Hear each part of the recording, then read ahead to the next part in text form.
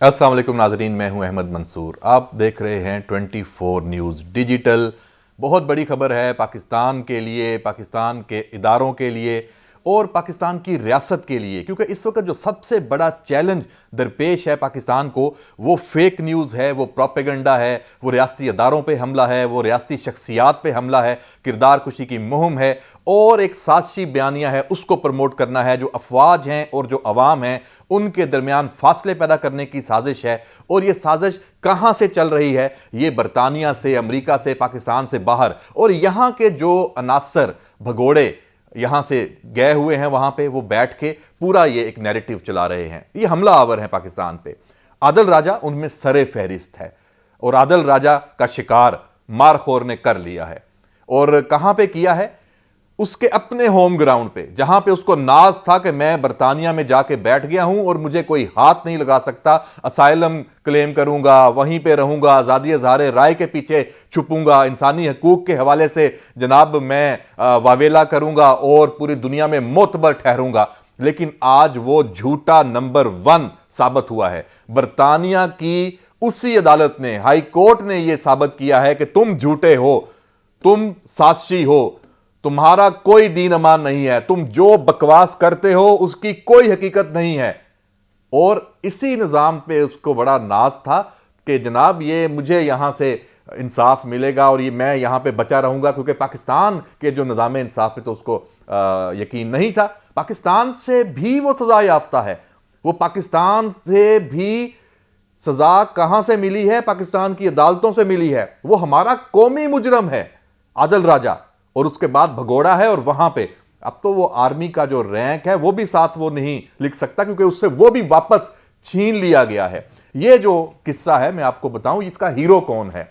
मैंने वैसे तो कहा ना कि मारखोर ने पकड़ा है, मारखोर ने सांप का शिकार किया है, लेकिन brigadier retired Rashid Naseer ISI के साबिक अफसर हैं। लेकिन जब उनके ऊपर इसने हमले किए, किरदार कुशी, झूठ, फेक न्यूज, प्रोपेगेंडा, तो वो हाजिर सर्विस थे। यानी इस तनाजर में मारखोर पे, ISI पे इसका ये हमला था। और उसके बाद भी ये लगा हुआ, ये कोई एक वाकया तो नहीं है। पूरी जो लीडरशिप है पाकिस्तान की, सियासी लीडरशिप भी है, हुकूमतें भी हैं, फील्ड मार्शल भी हैं, किसको इसने टारगेट नहीं किया? तो फिर ये केस तो बनता था। और राशिद नसीर जब वहां पे गया लड़ने के लिए, उसने कहा फिर ठीक है आओ रिटायरमेंट के बाद, और उसने अपना मुकदमा लड़ा। और चूंकि वो हक पे था, चूंकि पाकिस्तान हक पे था, पाकिस्तान का इदारा मारखोर हक सच पे था कि और हम दुनिया को दिखा सकते हैं, हमने वहां बरतानवी जो निजाम इंसाफ है वहां साबित कर दिया है पाकिस्तान ने। राशिद नसीर ने तो पाकिस्तान की नुमाइंदगी की ना, एक तरह से इनडायरेक्टली, तो उसने साबित कर दिया कि पाकिस्तान का बयानिया वो असल बयानिया है, वो सच पे मबनी है। और आदिल राजा को 9 साढ़े 9 कितने करोड़ हैं जनाब? ये जनाब 9 करोड़ 71 लाख रुपए बनते हैं, भारी भरकम।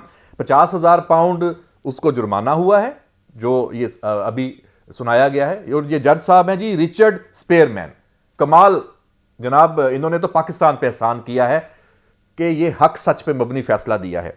और ये सिर्फ बात इस 9 करोड़ 71 लाख पे नहीं है, ये इसमें 2,60,000 पाउंड इसी में शामिल हैं।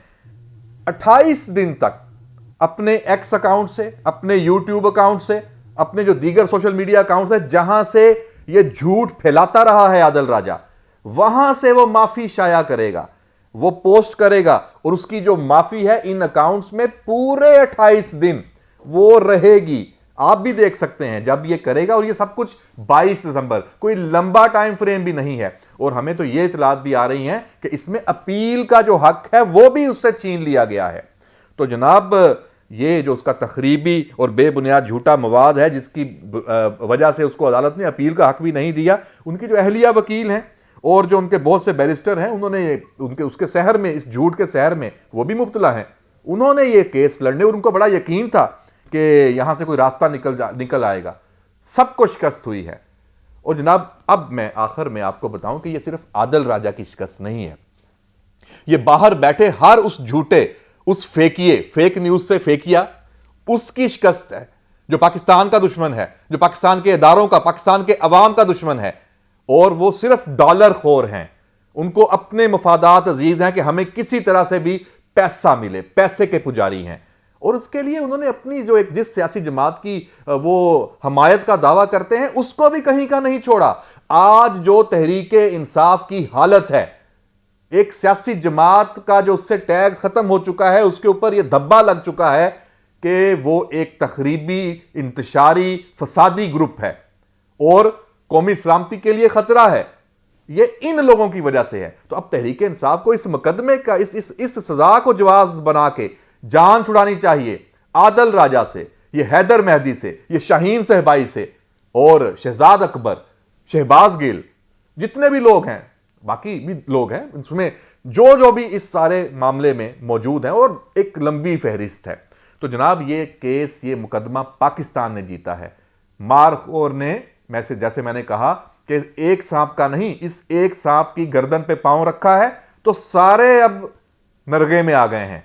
और अब जो हमारी जो यहां से हुकूमत है, वजारत दाखिला है, वजीर दाखिला मोहसिन नकवी ने यह कहा है कि जनाब इनको वहां से गर्दन से पकड़ के कानूनी शिकंजे के जरिए, आलमी जो कवानीन है, इंटरपोल के जरिए वापस लेके आएंगे, फिर यहां पे निशाने इबरत बनाया जाएगा।